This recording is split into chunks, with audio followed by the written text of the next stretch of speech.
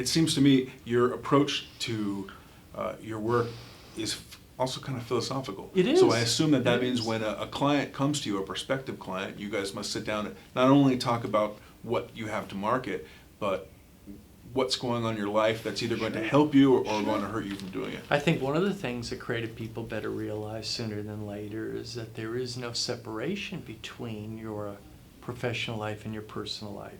Your professional life is simply a larger, it's an outgrowth of what your personal life is. If you are a chaotic mess, right, it is very likely that your professional life is a chaotic mess. True. Right? I wrote a book once, I wrote a book about midlife once, and I wrote down, and it seemed kind of, I don't know, a little heavy-handed at the time, but it's probably true. And I wrote, if you've got a sloppy car, you got a sloppy life. No, I definitely Right. I was just talking Now, about that earlier. doesn't mean to say that everybody who on any given day who has a sloppy car, but if you consistently have a sloppy car, my good friend, I promise you, you have a sloppy life. That makes perfect sense. I So want to clean my car. that'll get me aggravated. That'll get me in all kinds of trouble with people with sloppy cars. Well, no, I have to say, actually, in your book, you're pretty good about taking stands, whether it might be popular or not. Some of the examples that you give, especially you give a fantastic example about how PR influences us by citing that we really believe that without the big oil companies, our life is going to crumble. And then you go ahead to state that with fossil fuel, there's all these alternatives, but we really have it ingrained in us because well, we've been look, taught. people are creatures of habit. People are also interesting in so many ways. I mean, one of the ways they're most interesting is I've learned over a long period of time that people hear what they want to hear, believe what they want to believe, see what they want to see, and change when they want to change. So if you're sitting right now watching this on the internet, and you believe, as 9% of Americans do, that Elvis is alive, you really believe that, you will go out into the world and you will try and create evidence to support the belief that Elvis is alive.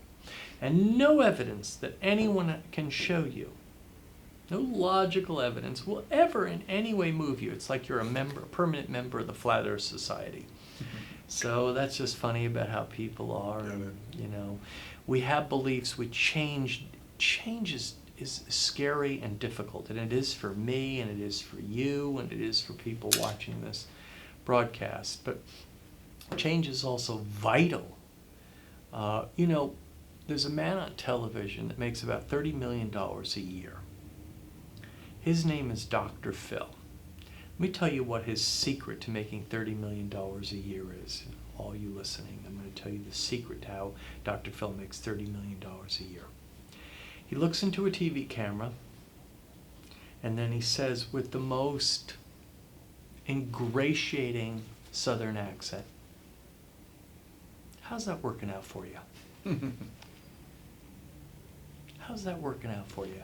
So to my friends with a less ingratiated accent than Dr. Phil, I say to my creative friends who are watching and looking at this, how's that working out for you? If a behavior pattern, if an operating method is serving you well, then I do a little more of it. If it's not, if it's got to be course corrected,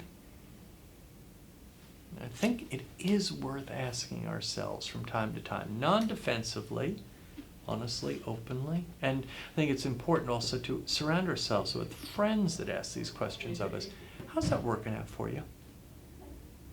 Got it. It's interesting. And if I could offer one more piece of advice to your wonderful friends watching this.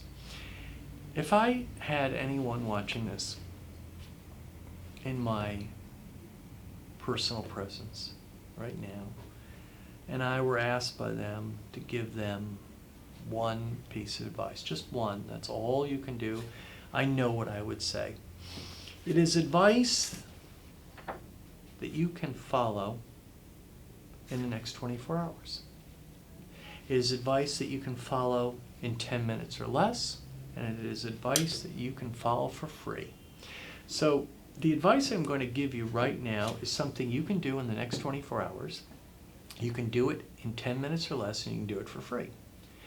If you choose to do it, if you choose to do this one thing that you can do in under 24 hours, in 10 minutes or less, for free, I promise you with 100% guarantee, 100% certitude, that this one thing, this one thing, will change your life permanently, radically, and instantly. So this one thing, if you just do this one thing, it will change your life, 100% guarantee. You cannot lose permanently, radically, and instantly. I can't wait to hear what it is. May I tell you what I it hope is? you do. Okay, here we go.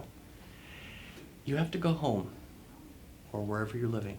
You have to go home and make a commitment in the next 24 hours to fire your flaky friends.